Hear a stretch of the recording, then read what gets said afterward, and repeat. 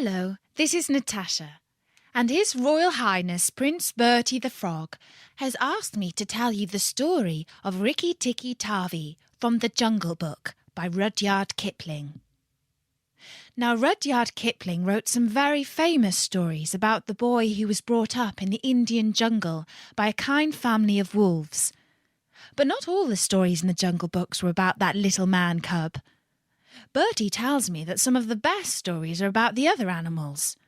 And this one is about a little boy who made friends with a mongoose, which is a very special animal that fights snakes.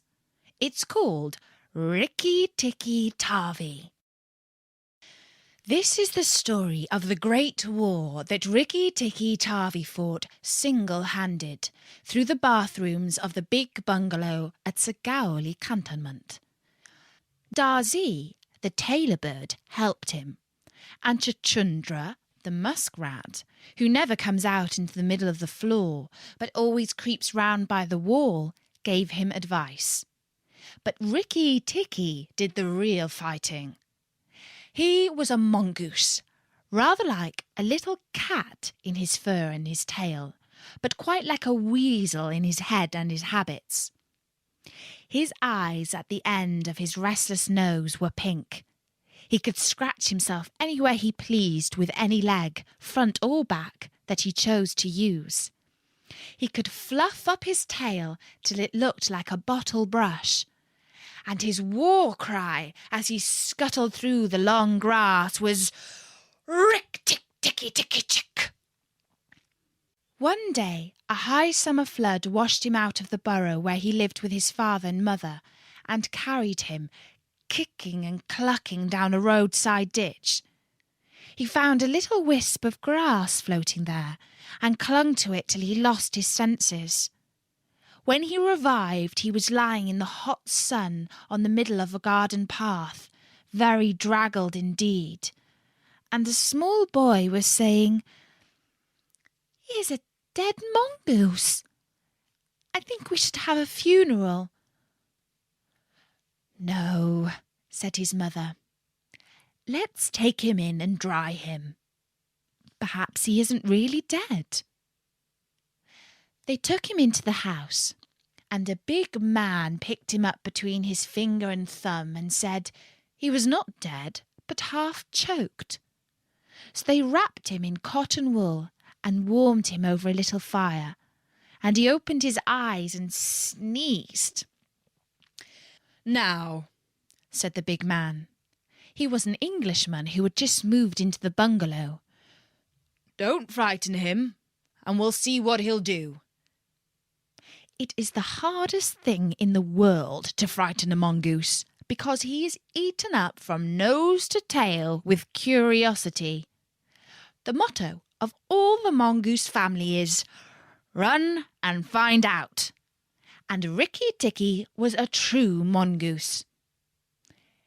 He looked at the cotton wool and decided that it was not good to eat, ran all round the table, sat up and put his fur in order, scratched himself, and jumped up on the small boy's shoulder.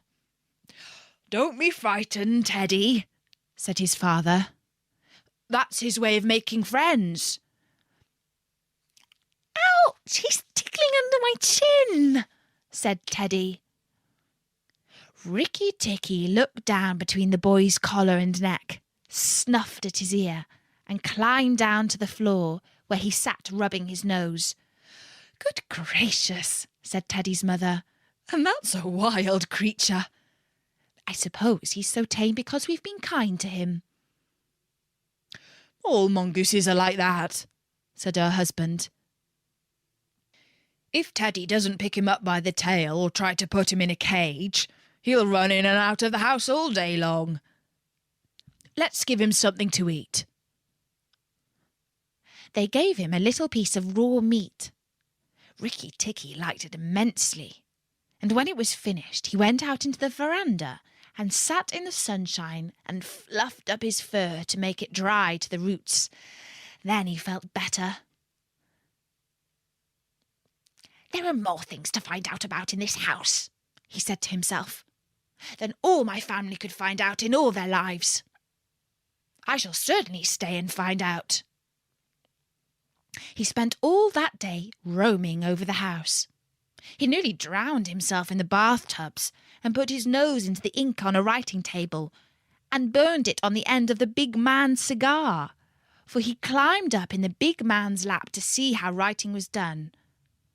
At nightfall, he ran into Teddy's nursery to watch how kerosene lamps were lighted. And when Teddy went to bed, Rikki Tikki climbed up too. But he was a restless companion, because he had to get up and attend to every noise all through the night and find out what had made it. Teddy's mother and father came in, last thing at night, to look at their little boy, and Rikki Tikki was awake on the pillow. "I don't like that," said Teddy's mother. "He may bite the child." "He'll do no such thing," said the father. "Teddy's safer with that little beast than if he had a bloodhound to watch him. If a snake came into the nursery now—" But Teddy's mother would not think of anything so awful. Early in the morning, Rikki Tikki came to early breakfast in the veranda, riding on Teddy's shoulder, and they gave him a banana and some boiled egg. He sat on all their laps, one after the other, because every well-brought-up mongoose always hopes to be a house mongoose some day and have rooms to run about in. Then Rikki Tikki went out into the garden to see what was to be seen. It was a large garden, only half cultivated with bushes as big as summer houses, of Marshall Neil roses, lime and orange trees, clumps of bamboos, and thickets of high grass. Rikki Tikki licked his lips. "This is a splendid hunting ground," he said, and his tail grew bottle-brushy at the thought of it, and he scuttled up and down the garden, sniffing here and there, till he heard very sorrowful voices in a thorn bush. It was Darzee, the tailor bird, and his wife. They had made a beautiful nest by pulling two big leaves together, by stitching them up the edges with fibres, and they had filled the hollow with cotton and downy fluff. The nest swayed to and fro as they sat on the rim and cried. "What is the matter?" asked Rikki Tikki. "We are very miserable," said Darzee. "One of our babies fell out of the nest yesterday, and Nag ate him." Said Rikki Tikki. "That is very sad. But I am a stranger here. Who is Nag?" Darzee and his wife only cowered down in the nest without answering, for from the thick grass at the foot of the bush there came a low hiss, a horrid cold sound that made Rikki Tikki jump back to 2 clear feet. Then inch by inch out of the grass rose up the head and spread hood of Nag, the big black cobra, and he was 5 feet long from tongue to tail. When he had lifted 1/3 of himself clear of the ground, he stayed balancing to and fro, exactly as a dandelion tuft balances in the wind. And he looked at Rikki Tikki with the wicked snake's eyes that never change their expression, whatever the snake might be thinking of. "I am Nag. The great god Brahm put his mark upon all our people when the first cobra spread his hood to keep the sun off Brahm as he slept. Look and be afraid."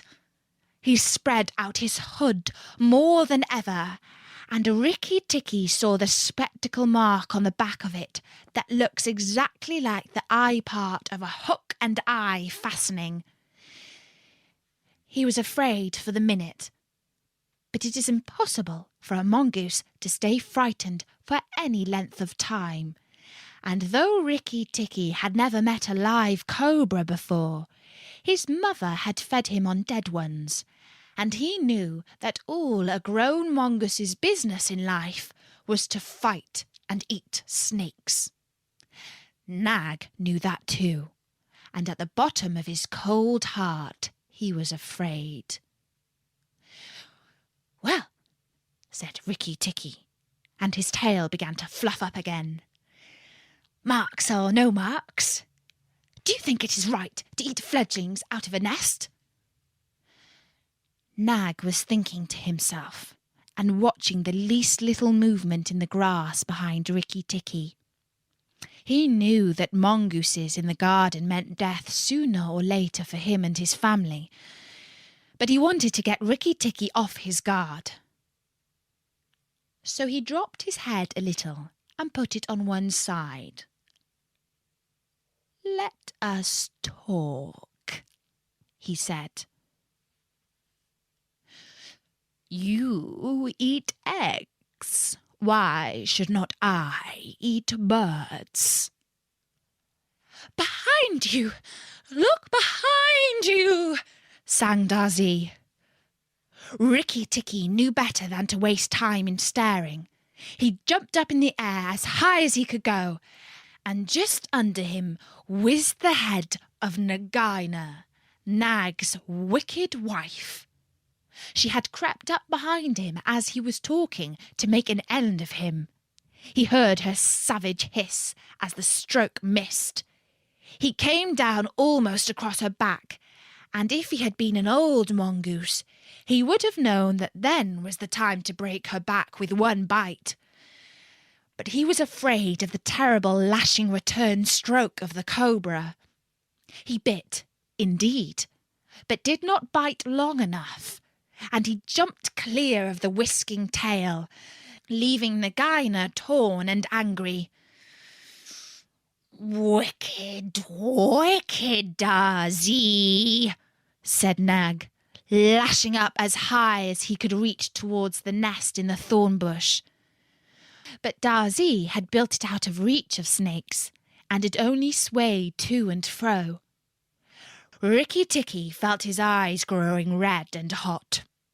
When a mongoose's eyes grow red, he is angry, and he sat back on his tail and hind legs like a little kangaroo and looked all around him and chattered with rage. But Nag and Nagaina had disappeared into the grass. When a snake misses its stroke, it never says anything or gives any sign of what it means to do next. Rikki Tikki did not care to follow them, for he did not feel sure that he could manage 2 snakes at once. So he trotted off to the gravel path near the house and sat down to think. It was a serious matter for him. If you read the old books of natural history, you will find that they say that when the mongoose fights the snake and happens to get bitten, he runs off and eats some herb that cures him. That is not true. The victory is only a matter of quickness of eye and quickness of foot. Snakes blow against mongooses jump, and as no eye can follow the motion of a snake's head when it strikes, this makes things much more wonderful than any magic herb. Rikki Tikki knew he was a young mongoose, and it made him all the more pleased to think that he had managed to escape a blow from behind. It gave him confidence in himself. And when Teddy came running down the path, Rikki Tikki was ready to be petted. But just as Teddy was stooping, something wriggled a little in the dust, and a tiny voice said, "Be careful, I am Death." It was Karate, the dusty brown snakeling that lies for choice on the dusty earth, and his bite is as dangerous as the cobra's. But he is so small that nobody thinks of him, and so he does the more harm to people. Rikki Tikki's eyes grew red again, and he danced up to Karate with a peculiar rocking, swaying motion that he had inherited from his family. It looks very funny, but it is so perfectly balanced a gait that you can fly off from it at any angle you please, and in dealing with snakes, this is an advantage. If Rikki Tikki had only known, he was doing a much more dangerous thing than fighting Nag, for Karate is so small and can turn so quickly that unless Rikki bit him close to the back of the head, he would get the return stroke in his eye or his lip. But Rikki did not know. His eyes were all red, and he rocked back and forth, looking for a good place to hold. Karate struck out. Rikki jumped sideways and tried to run in, but the wicked little dusty grey head lashed with a fraction of his shoulder, and he had to jump over the body and the head following his heels close. Teddy shouted to the house, "Oh, look here! Our mongoose is killing a snake!" And Rikki Tikki heard a scream from Teddy's mother. His father ran out with a stick, but by the time he came up, Karate had lunged out once too far, and Rikki Tikki had sprung, jumped on the snake's back, dropped his head far between his forelegs, bitten as high up the back as he could get hold of, and rolled away. That bite paralysed Karate, and Rikki Tikki was just going to eat him up from the tail, after the custom of his family at dinner, when he remembered that a full meal makes a slow mongoose, and if he wanted all his strength and quickness ready, he must keep himself thin. He went away for a dust bath under the castor oil bushes, while Teddy's father beat the dead Karate. "What is the use of that?" thought Rikki Tikki. "I have settled it all." And then Teddy's mother picked him up from the dust and hugged him, crying that he had saved Teddy from death. And Teddy's father said that he was a providence, and Teddy looked on with big, scared eyes. Rikki Tikki was rather amused at all the fuss, which, of course, he did not understand. Teddy's mother might just as well have petted Teddy for playing in the dust. Rikki was thoroughly enjoying himself. That night at dinner, walking to and fro among the wine glasses on the table, he might have stuffed himself 3 times over with nice things. But he remembered Nag and Nagaina, and though it was very pleasant to be patted and petted by Teddy's mother and to sit on Teddy's shoulder, his eyes would get red from time to time, and he would go off into his long war cry of "Rikki Tikki Tikki Tick." Teddy carried him off to bed and insisted on Rikki Tikki sleeping under his chin. Rikki Tikki was too well bred to bite or scratch, but as soon as Teddy was asleep, he went off for his nightly walk around the house, and in the dark he ran up against Chuchundra, the muskrat, creeping around by the wall. Chuchundra is a broken-hearted little beast. He whimpers and creeps all the night, trying to make up his mind to run into the middle of the room, but he never gets there. "Don't kill me," said Chuchundra, almost weeping. "Rikki Tikki, don't kill me." "Do you think a snake killer kills muskrats?" said Rikki Tikki scornfully. "Those who kill snakes get killed by snakes," said Chuchundra, more sorrowfully than ever. "And how am I to be sure that Nag won't mistake me for you some dark night?" "There's not the least danger," said Rikki Tikki. "But Nag is in the garden, and I know you don't go there." "My cousin Chua, the rat, told me," said Chuchundra, and then he stopped. told you what? Hush! Nag is everywhere, Rikki Tikki. You should have talked to Chua in the garden. I didn't, so you must tell me. Quick, Chuchundra, or I'll bite you. Chuchundra sat down and cried till the tears rolled off his whiskers. I am a very poor man, he sobbed. I never had spirit enough to run into the middle of the room. Hush, I mustn't tell you anything. Can't you hear, Rikki Tikki? Rikki Tikki listened. The house was as still, but he thought he could just catch the faintest scratch in the world, a noise as faint as that of a wasp walking on a window pane, the dry scratch of a snake's scales on brickwork. That's Nag on a gyna, he said to himself, and he is crawling into the bathroom sluice. You're right, Chuchundra. I should have talked to Chua.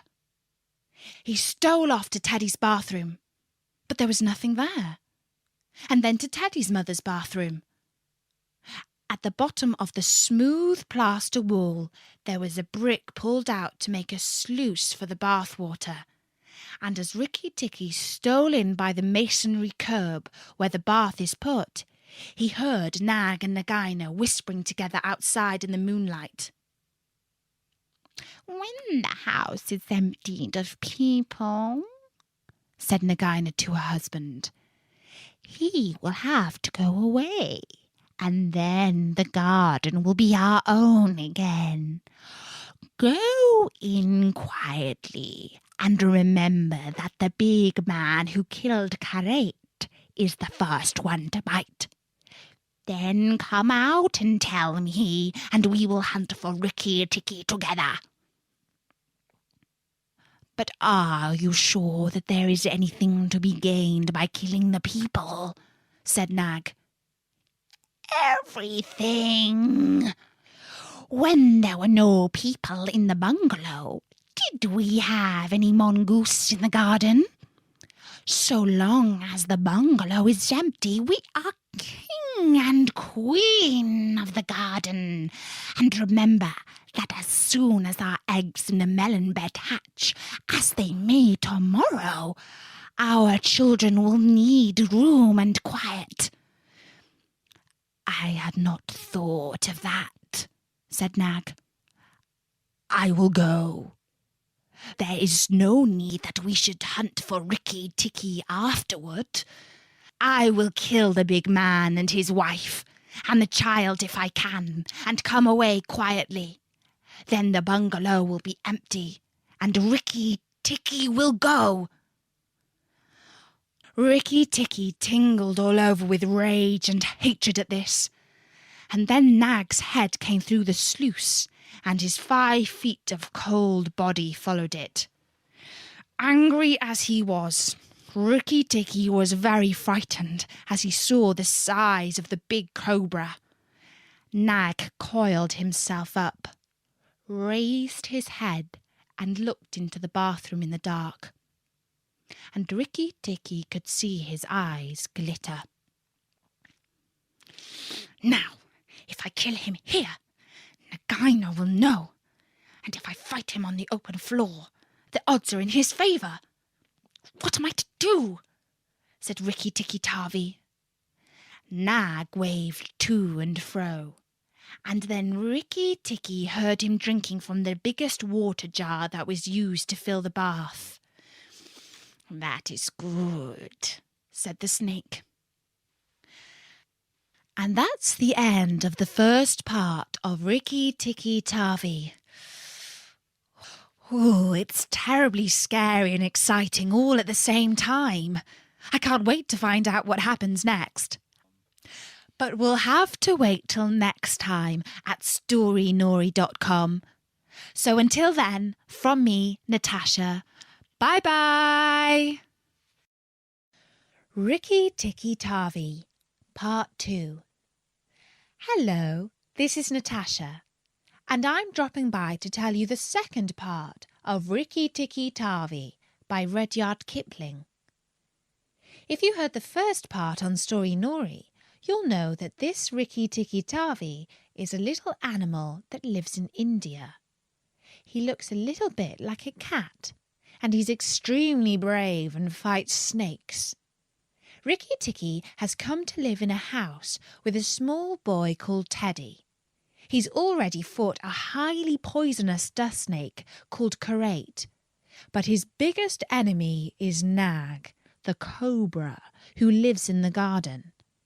When we left him last, Nag was planning to creep into the bathroom and kill Teddy's family.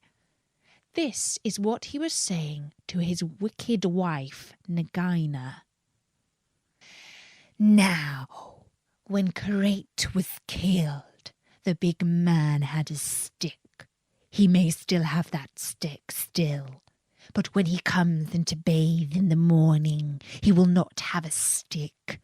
I shall wait till he comes. Nagaina, do you hear me? I shall wait here in the cool till daytime. There was no answer from outside, so Rikki Tikki knew Nagaina had gone away. Nag coiled himself down, coil by coil, round the bulge at the bottom of the water jar, and Rikki Tikki stayed still as death. After an hour he began to move, muscle by muscle, towards the jar. Nag was asleep, and Rikki Tikki looked at his big back, wondering which would be the best place for a good hold. If I don't break his back at the first jump, said Rikki, he can still fight. And if he fights... Oh, Rikki!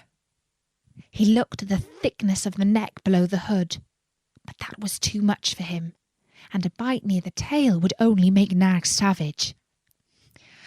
It must be the head, he said at last. The head above the hood, and when I am once there, I must not let go. Then he jumped. The head was lying a little clear of the water, underneath the curve of it, and as his teeth met, Rikki braced his back against the bulge of the red earthenware to hold down the head. This gave him just 1 second's purchase, and he made the most of it. Then he was battered to and fro as a rat is shaken by a dog, to and fro on the floor, up and down, and around in great circles. But his eyes were red, and he held on as the body cart whipped over the floor, upsetting the tin dipper and the soap dish and the flesh brush, and banged against the tin side of the bath. As he held, he closed his jaws tighter and tighter, for he was sure he would be banged to death, and for the honour of his family he preferred to be found with his teeth locked. He was dizzy, aching, and felt shaken to pieces, when something went off like a thunderclap just behind him. A hot wind knocked him senseless, and red fire singed his fur. The big man had been wakened by the noise, and had fired both barrels of a shotgun into Nag just behind the hood.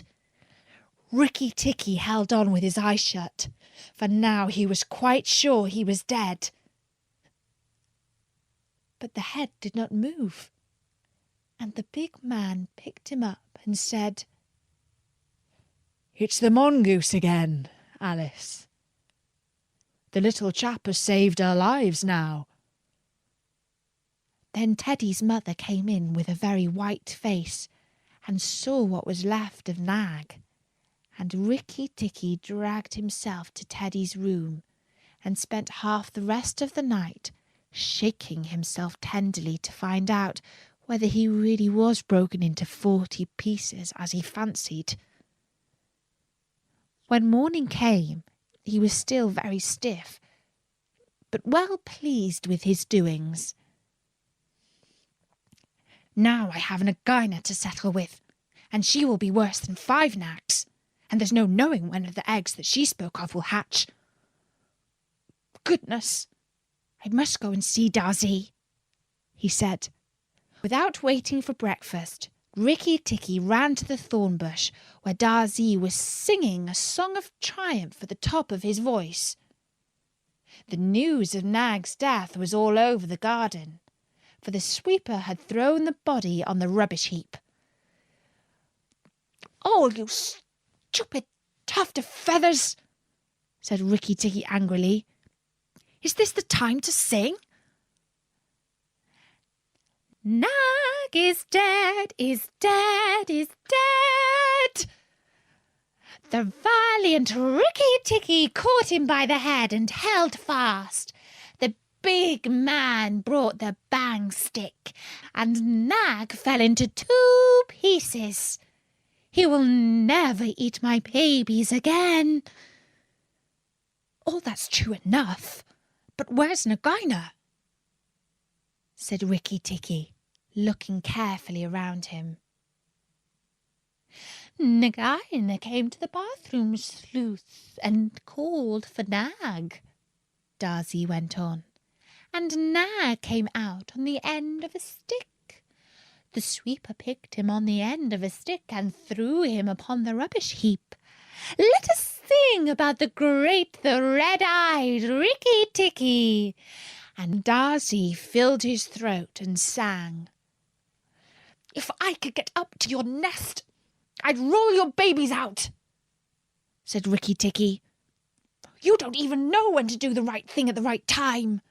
You're safe enough in your nest there, but it's war for me down here." "For the great, the beautiful Rikki Tikki's sake, I will stop," said Darzee. "What is it, O killer of the terrible Nag?" "Where is Nagaina for the 3rd time?" "On the rubbish heap by the stables, mourning for Nag. Great is Rikki Tikki with the white teeth." "Bother my white teeth! Have you ever heard where she keeps her eggs?" "In the melon bed, on the end nearest the wall, where the sun strikes nearly all day. She hid them there 3 weeks ago." "And you never thought it would be worthwhile to tell me? The end nearest the wall, you said." "Rikki Tikki, you are not going to eat her eggs?" "Not exactly. No, Darzee. If you have a grain of sense, you will fly off to the stables and pretend that your wing is broken and let Nagaina chase you away to this bush. I must get to the melon bed, and if I went there now, she must see me." Darzee was a feather-brained little fellow who could never hold more than one idea at a time in his head. And just because he knew that Nagaina's children were born in eggs like his own, he didn't think at first that it was fair to kill them. But his wife was a sensible bird, and she knew that cobra's eggs meant young cobras later on. So she flew off from the nest and left Darzee to keep the babies warm and continue his song about the death of Nag. She fluttered in front of Nagaina by the rubbish heap and cried out, "Oh, my wing is broken. The boy in the house threw a stone at me and broke it." Then she fluttered more desperately than ever. Nagaina lifted up her head and hissed, "You warned Rikki Tikki when I would have killed him. Indeed and truly you've chosen a bad place to be lame in." And she moved towards Darzee's wife, slipping along over the dust. "The boy broke it with a stone!" shrieked Darzee's wife. "Well, it may be some consolation to you when you're dead to know that I shall settle accounts with the boy. My husband lies on the rubbish heap this morning, but before night the boy in the house will lie very still. What is the use of running away? I am sure to catch you. Little fool, look at me. Darzy's wife knew better than to do that, for a bird who looks at a snake's eyes gets so frightened that she cannot move. Darzy's wife fluttered on, piping sorrowfully and never leaving the ground, and Nagaina quickened her pace. Rikki Tikki heard them going up the path before the stables, and he raced for the end of the melon patch near the wall. There, in the warm litter above the melons, very cunningly hidden, he found 25 eggs, about the size of a bantam's eggs, but with whitish skin instead of shell. "I was not a day too soon," he said, for he could see the baby cobras curled up inside the skin. And he knew that the minute they were hatched, they could each kill a man or a mongoose. He bit off the tops of the eggs as fast as he could, taking care to crush the young cobras, and turned over the litter from time to time to see whether he had missed any. At last there were only 3 eggs left, and Rikki Tikki began to chuckle to himself when he heard Darzy's wife screaming, "Rikki Tikki! I led Nagaina toward the house, and she's gone into the veranda, and oh, come quickly! She means killing!" Rikki Tikki smashed 2 eggs and tumbled backward down the melon bed with a 3rd egg in his mouth, and scuttled to the veranda as hard as he could put foot to the ground. Teddy and his mother and father were there at early breakfast, but Rikki Tikki saw that they were not eating anything. They sat stone still, and their faces were white. Nagaina was coiled up on the matting by Teddy's chair, within easy striking distance of Teddy's bare leg, and she was swaying to and fro, singing a song of triumph. "Son of the big man that killed Nag," she hissed. "Stay still. I am not ready yet. Wait a little. Keep very still, all you 3. If you move, I strike, and if you do not move, I strike. Oh, foolish people who killed my Nag!" Teddy's eyes were fixed on his father, and all his father could do was to whisper, "Sit still, Teddy.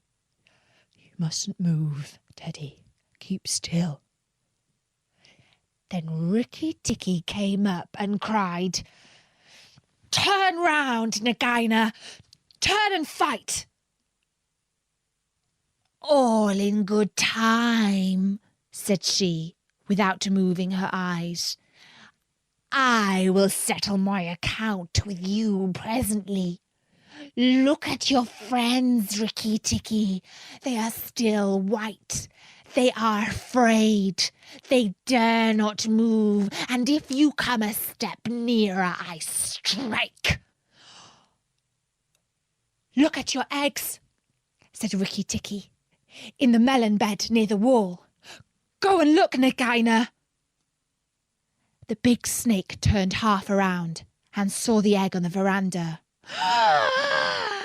"Give it to me," she said. Rikki Tikki put his paw on one side of the egg, and his eyes were blood red. "What price for a snake's egg? For a young cobra? For a young king cobra? For the very last of the brood? The ants are eating all the others down by the melon bed."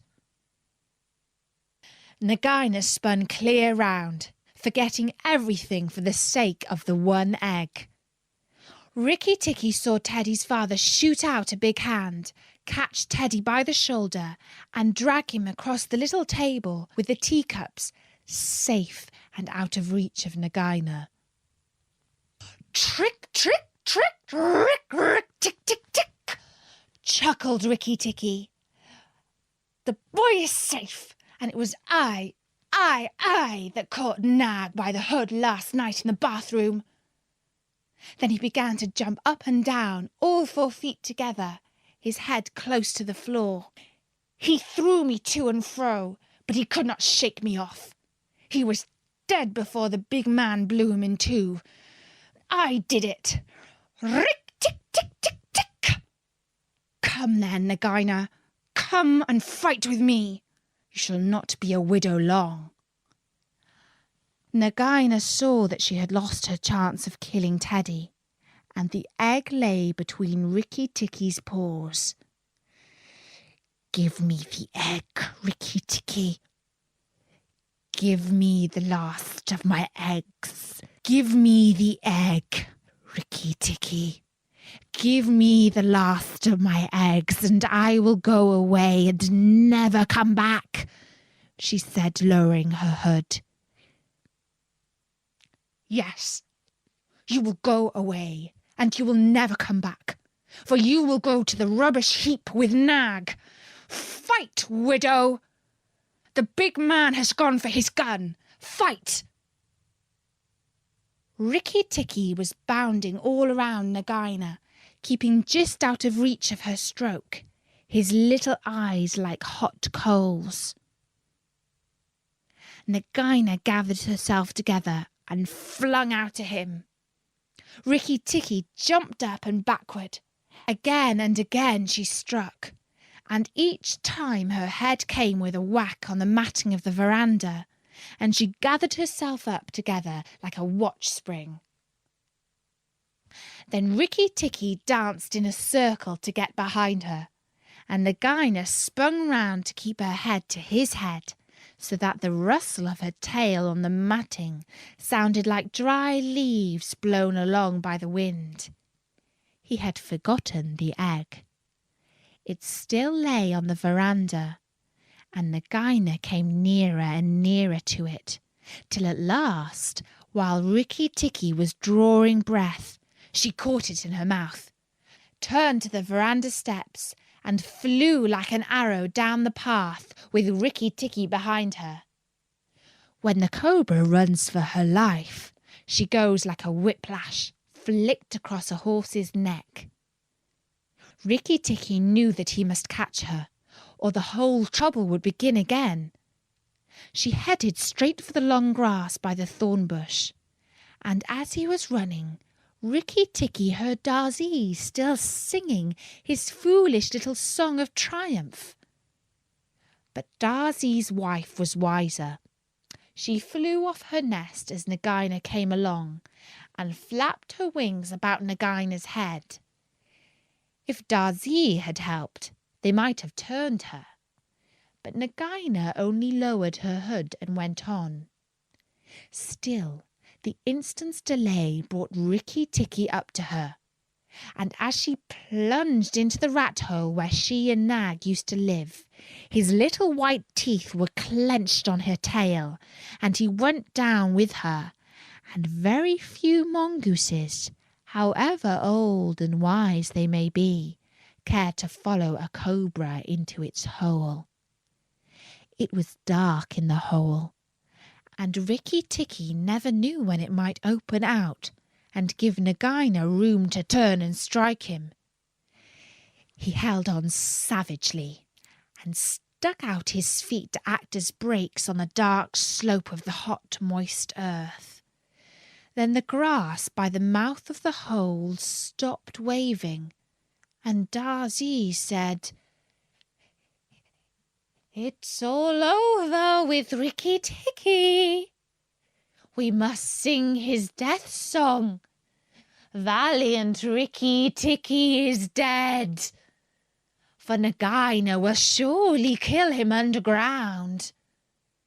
So he sang a very mournful song that he made up on the spur of the minute.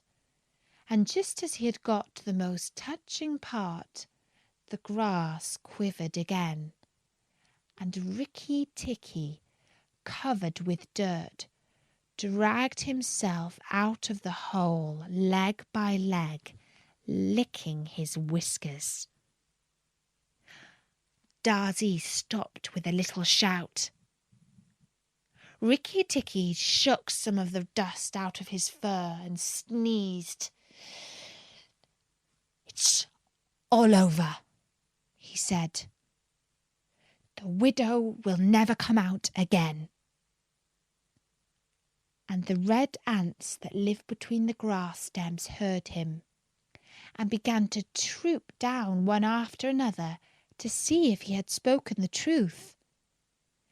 Rikki Tikki curled himself up in the grass and slept where he was, slept and slept till it was late in the afternoon, for he had done a hard day's work. "Now," he said when he woke, "I will go back to the house, tell the coppersmith, Darzy, and he will tell the garden that Nagaina is dead." The coppersmith is a bird who makes a noise exactly like the beating of a little hammer on a copper pot. And the reason he is always making it is because he is the town crier to every Indian garden and tells all the news to everybody who cares to listen. As Rikki Tikki went up the path, he heard his attention notes like a tiny dinner gong, and then the steady ding dong tuck. "Nag is dead. Dong. Nagaina is dead. Ding dong tuck." That set all the birds in the garden singing and the frogs croaking, for Nag and Nagaina used to eat frogs as well as little birds. When Rikki got to the house, Teddy and Teddy's mother, she looked very white still, for she had been fainting, and Teddy's father came out and almost cried over him.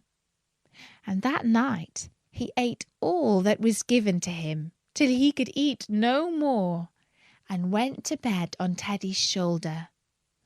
Teddy's mother saw him when she came to look late at night. "He saved our lives, and Teddy's life," she said to her husband. "Just think, he saved all our lives." Rikki Tikki woke with a jump, for the mongooses are light sleepers. "Oh, it's you," said he. "What are you bothering for? All the cobras are dead. And if they weren't, I'm here."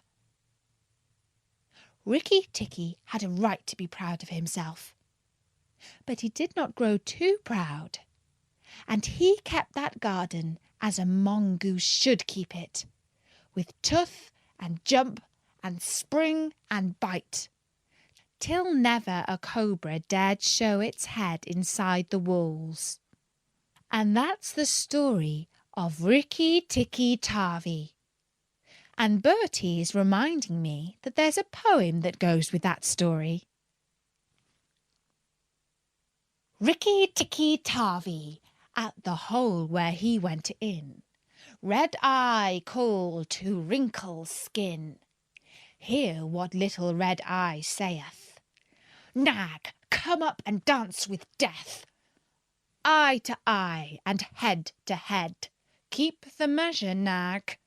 This shall end when one is dead. At thy pleasure, Nag. Turn for turn and twist for twist. Run and hide thee, Nag. Ha! The hooded death has missed. Woe betide thee, Nag." Well, that was very dramatic. I'll be back with another story soon. But until then, from me, Natasha, Bye-bye.